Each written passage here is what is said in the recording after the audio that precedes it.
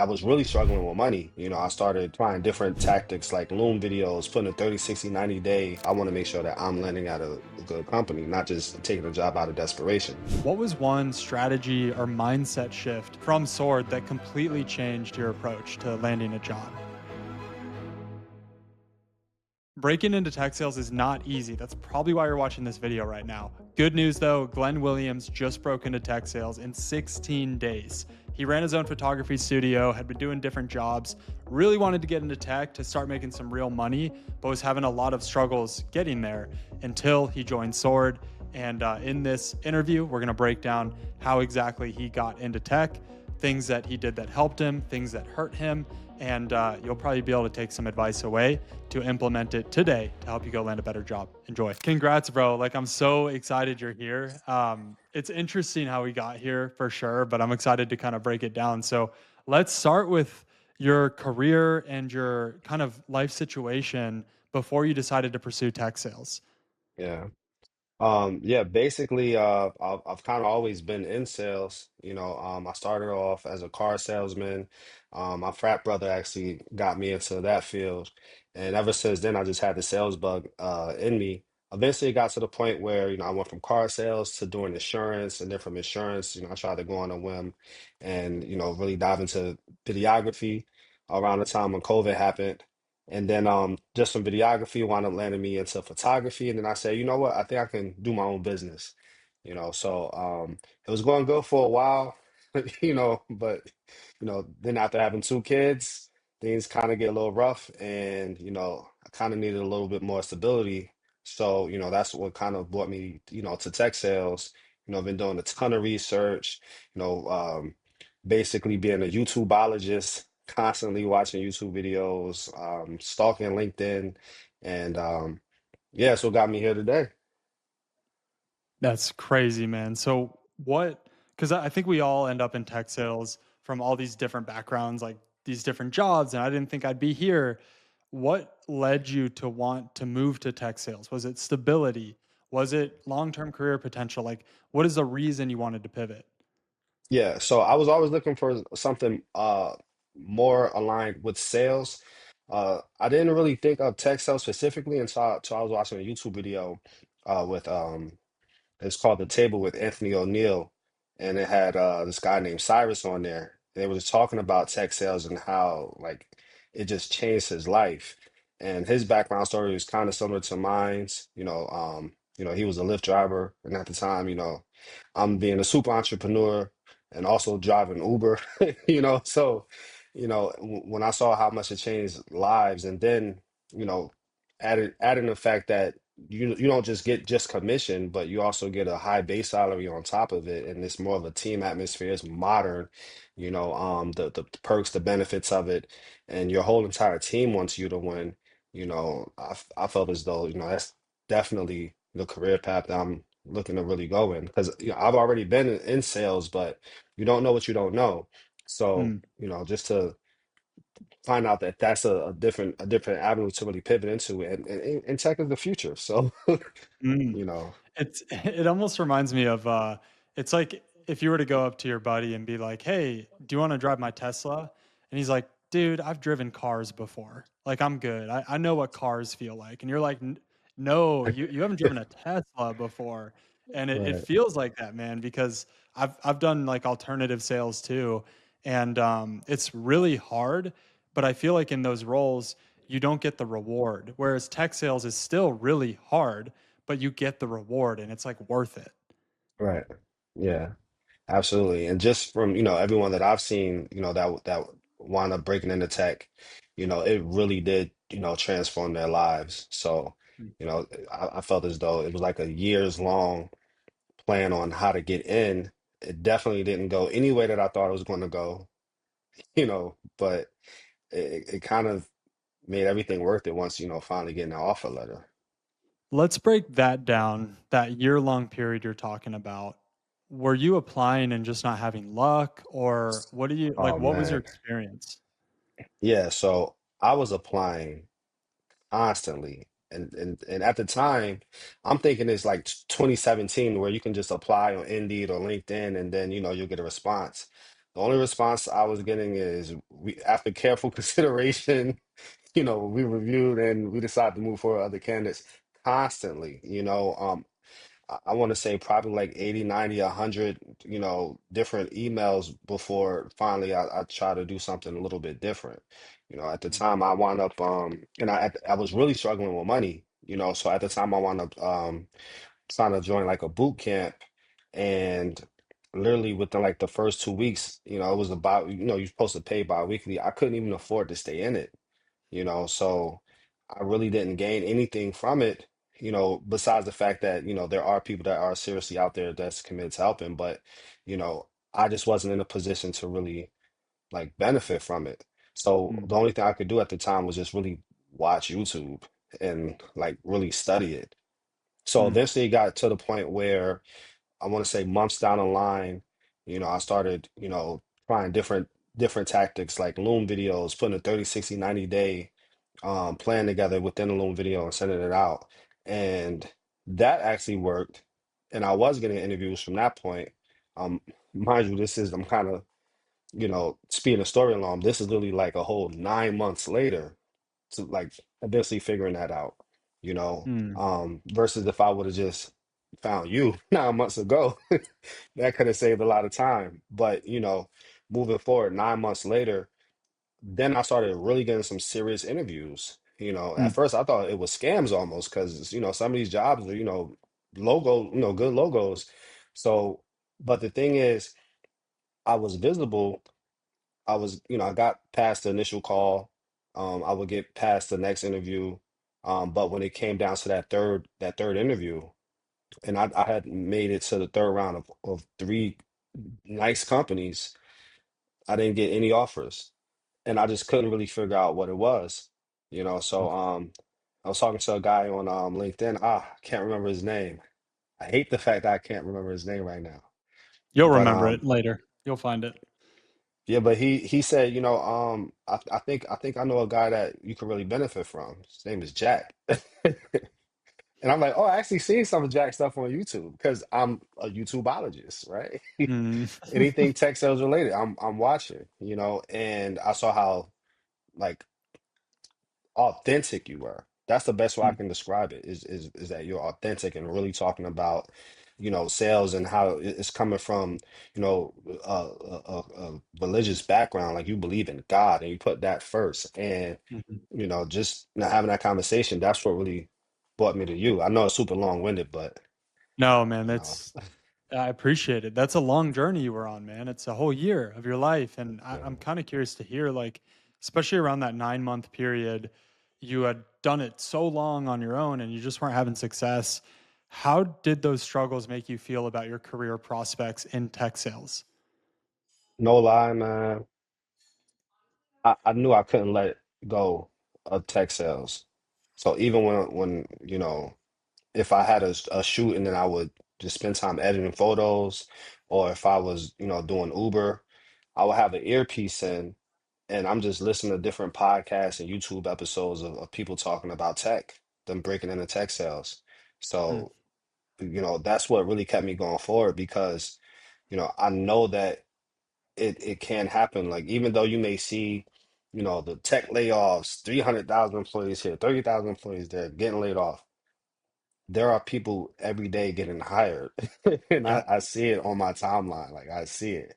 So that was always the motivating factor for me, and I feel like a lot of times God really tests you to see how bad do you really want it, how bad do you Mm, want to really change your life and the lives of your family. So mm. prove it to me. And when are you going to stop striving in your own effort? And when are you going to humble yourself and seek God first more than anything? Like, God, I need your help with this, right? Yeah.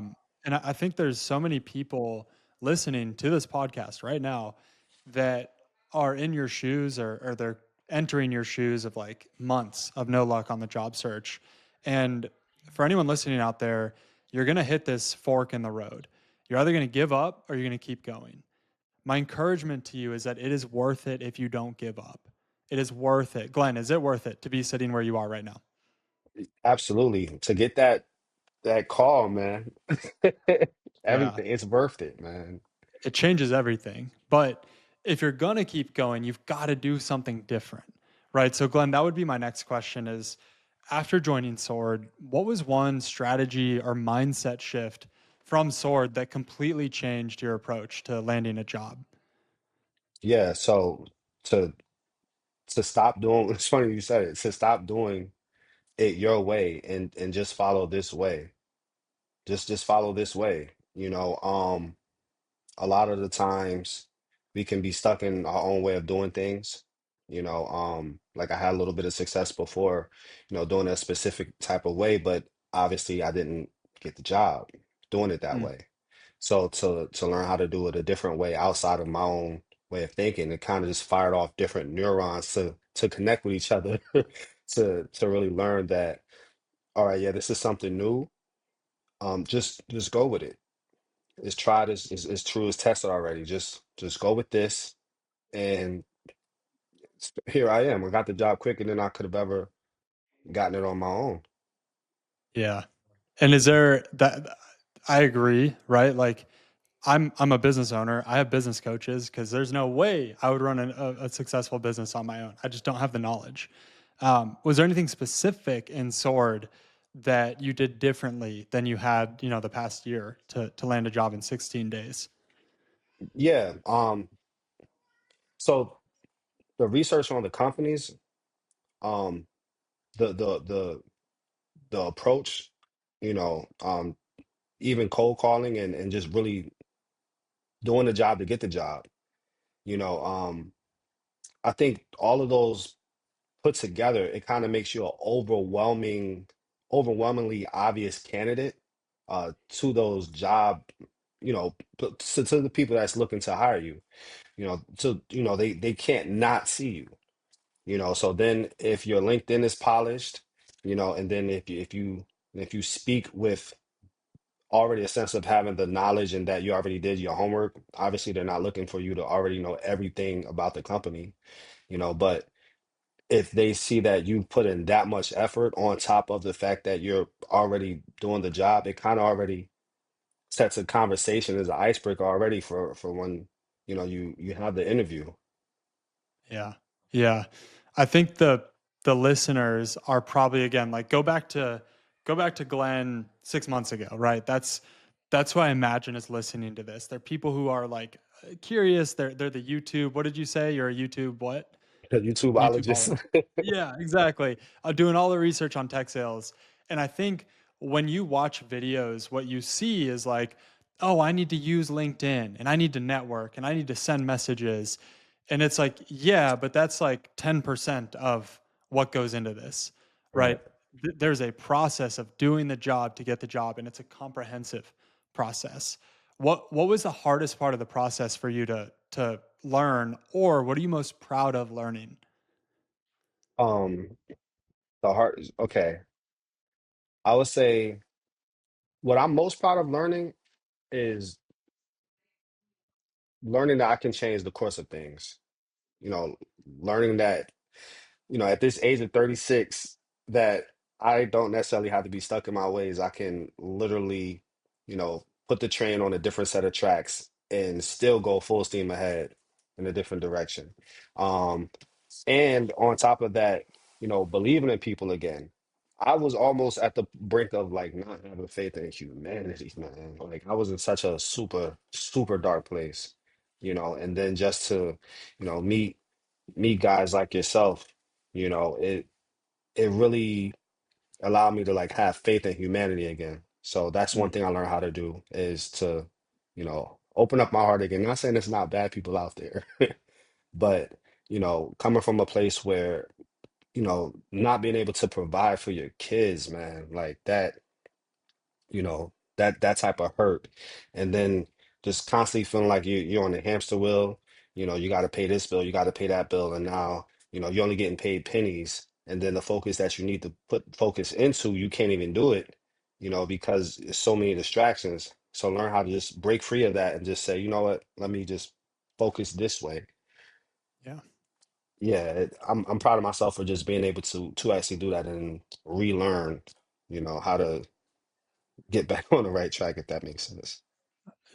Makes total sense. I am so proud of you. I'm so proud of the man that you are, but also the father that you are, because you Thank you. don't give up on your kids no matter what life has thrown at you.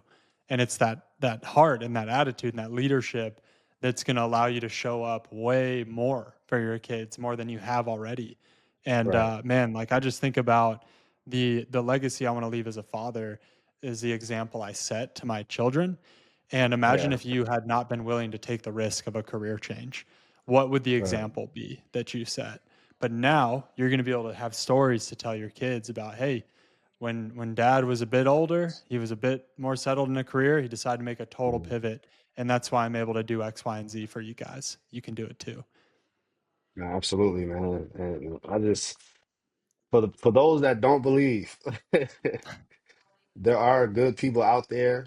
You know, Jack is he met me at a horrible place, you know, at one, you know, for me mentally, you know, and it's just something about being able to speak to somebody and the authenticity that they have, and you know, like you really helped me out like a ton, you know, and it was just a warm welcome just within the SOAR community, and you know, just everyone introducing themselves, and you know, us all having that team atmosphere. And it's like, all right, let's go, let's do this, and just seeing people get jobs, people flying out, you know, to you know to go to their trainings, and it's just yeah, man, it just feels like a big football team that's just undefeated. Yeah, come on. I love that. Yeah. I haven't heard that analogy, but dude, I love it. And it's so true because the job search can be so isolating. Like I can imagine when you were a YouTubeologist of tech sales, Mhm. I can imagine you probably just felt like lonely and like, dude, I'm frustrated and I don't really have anyone to walk through this with because no one else is going to understand. Yeah, and it's not to say that I don't think that I could have. I don't think it's not to say I don't think I could have not getting into tech sales by myself, but I think the time in which it would have taken, it could have been another year, you know. Mm. And a lot of times people don't pay attention to the value of time and how much you might have been wasting time. You know, sometimes people have a track where, all right, within 12 months, I'm going to be an AE. But if it take you 13 months to become an SDR, you know, if you would have went to Jack, you know, then you could have made that transition within that 12 months. You know, a lot of people don't realize how much time they wind up wasting, you know, and it's the one thing you can't get back. Mm. Yeah. Yeah. And that's the thing with you were talking about the hamster wheel earlier in a conversation we were having. It's like that hamster wheel of life of your current situation is so addicting. It's so comfortable. Even though you hate it, even though you want a different job, even though you want to get into tech sales, you want to make a change, it's so addicting the current state because that's just what your body, your psychology, your neurochemistry, everything is wired around. This has me alive, and surviving in a less than ideal state is more comfortable than taking a risk of like I'm going to go jump into a career and invest in myself, and what if I fail?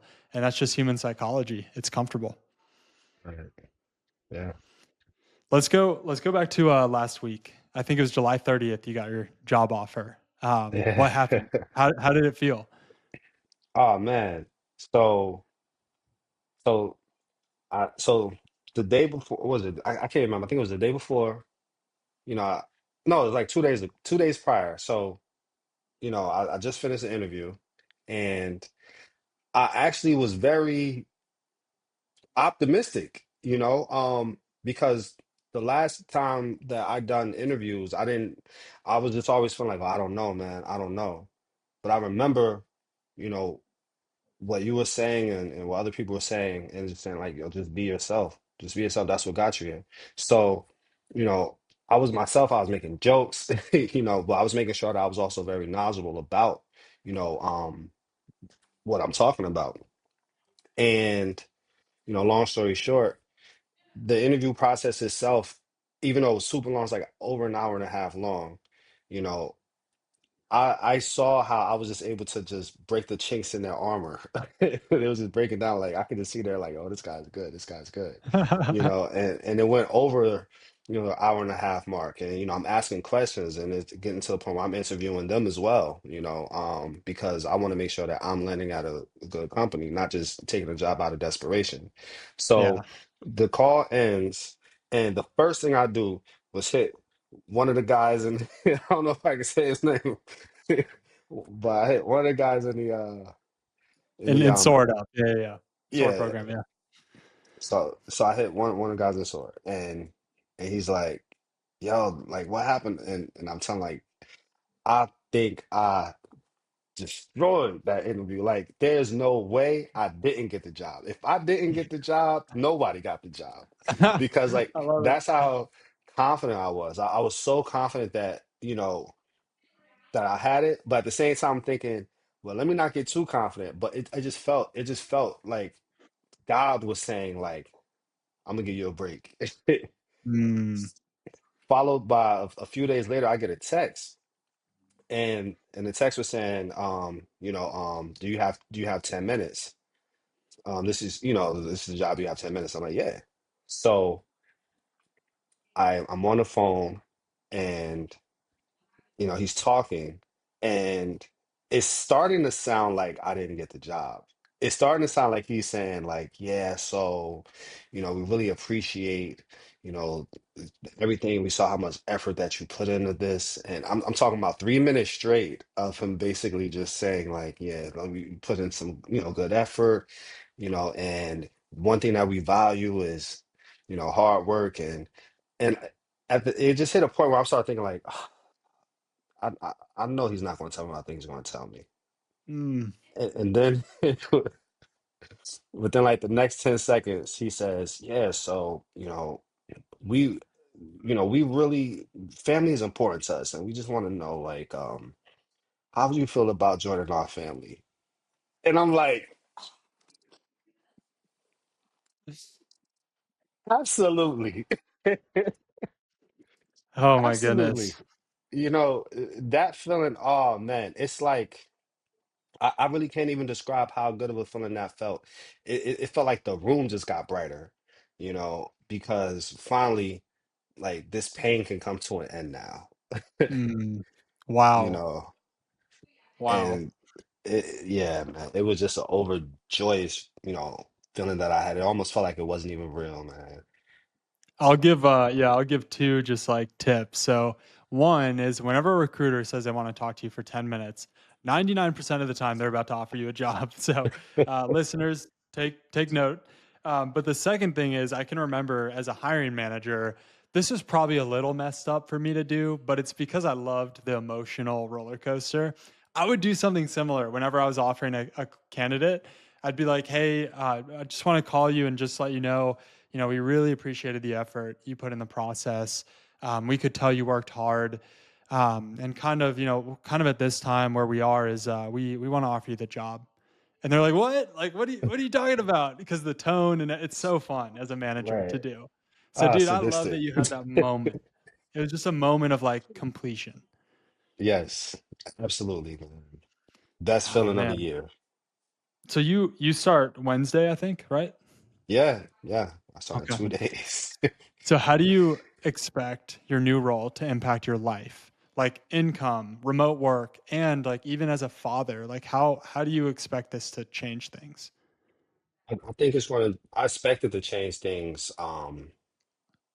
profoundly, to be honest, because it's the highest salary I've ever had. And we're not even including, when we start, going above the commission that's uncapped, you know. I think it's going to allow me to actually slow down and speed up at the same time. So like, slow down in the sense of I don't have to do two things, 10 things, 15 things at once. I can actually just focus on my job.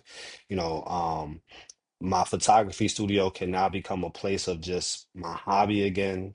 Me being in my photography studio literally as we speak, like right now, it feels different being in here, because now I'm not, you know, struggling or forcing, taking any and every job that's thrown my way. But now I can be picky now, and get back into the hobby of photography and videography that I once had.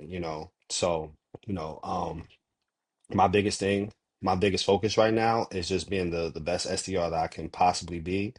You know, I want to go in and crush my numbers, and I don't want to be average.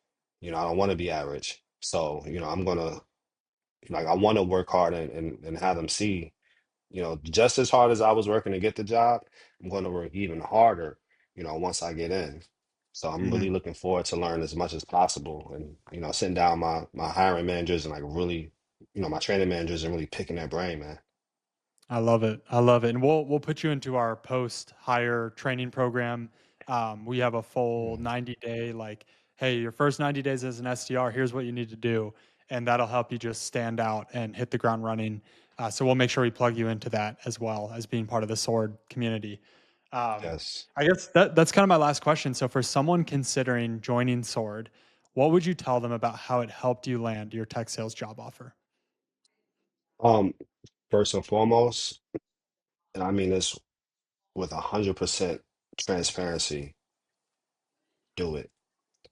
Do it. You know, you can go your way or you can go the right way.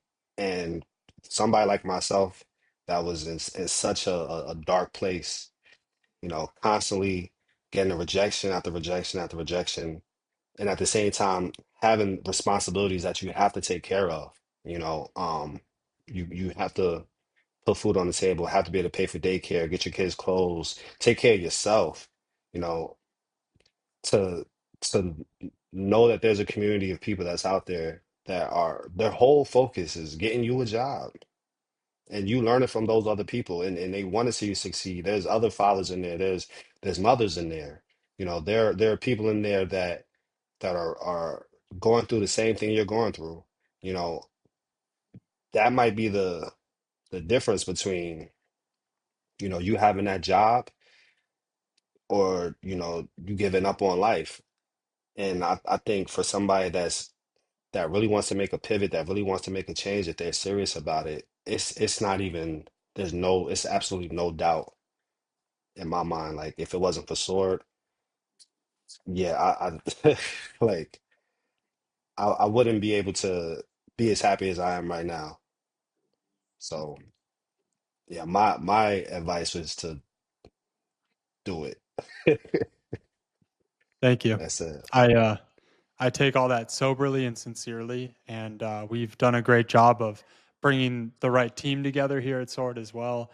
But man, to hear a story like yours from where you were and that first call we had together to seeing you here right now, just like grinning for the new future that God has opened up for you, it's amazing. And I know this is only the beginning for you, man, because you're a hard worker. And now that we've got you plugged in to the right job, the right career, this is only the beginning for you, man. So, Glenn, congrats, bro. Proud of you. Thank you so much, man. Y'all, I hope you enjoyed that episode. Glenn is so awesome. He's so excited too to start this job, and just me knowing his backstory, where he came from to where he is now, it's so exciting. And that's what tech sales offers. It offers literal like new life. It offers new beginnings. And the question is, how bad do you want it? And are you willing to commit? Because a sacrifice has to be made. As much as I want to tell you, yeah, you can get into tech sales, it's easy. No, a sacrifice must be made. So, what are you willing to sacrifice to live the life that you want to live? And one thing that Glenn and I talked about in a prior conversation was this concept of a hamster wheel, where he was just trying to do whatever he could to stay on the hamster wheel, to pay bills, to make ends meet. That's kind of the problem with a hamster wheel, though. It never ends. You're just running and running and running. So Glenn had to make a conscious effort to get off the hamster wheel, to leave the comfort zone, to go all in on himself, and to get a different result. And his family is going to benefit because of it. So if you guys need help breaking into tech sales, plenty of resources for you. One is our free guide that shows you step by step how to break into tech sales, linked below. There's a community of almost 3,000 people in there that are also wanting to break into tech, that you can bounce ideas off of each other, encourage each other, support each other, practice with each other, whatever. But for those of you who want to do what Glenn did and do it in 16 days, that's where Sword Coaching comes in. We work with you directly. This is like one-on-one coaching. You are with me the entire time. step by step through the process. We have other resources, other coaches that can help you as well. But this isn't some like, I signed up for a course type of thing. No, this is intense coaching, daily check-ins, daily accountability, us pushing you to help you go achieve your goals. So if you want that kind of support and you want to get into tech sales that quickly, the other link below is to meet with my team. What we'll do is jump on a call with you, kind of understand your background, confirm if tech sales is a good fit for you or not. You might have questions about it. We're happy to answer those. If we decide that mutually we think it's a good fit, then we'll kind of walk you through how coaching works. And if you're a fit, we can figure out from there, what that next step looks like for you. And just to give you guys some reassurance there, we have a 90-day guarantee where we've helped over 200 people get into tech sales with a 99% success rate and an average of 38 days. So if you grab that call link and you meet with my team and we do determine we're able to help you, we'll also add in that 90-day guarantee where if you don't get a job you're happy with in 90 days of working with us, you can either ask for a full refund of your investment or you can keep working with us till we land you a great job. So yeah, we got you covered no matter what you need. Just let us know and I'll see you on the other side.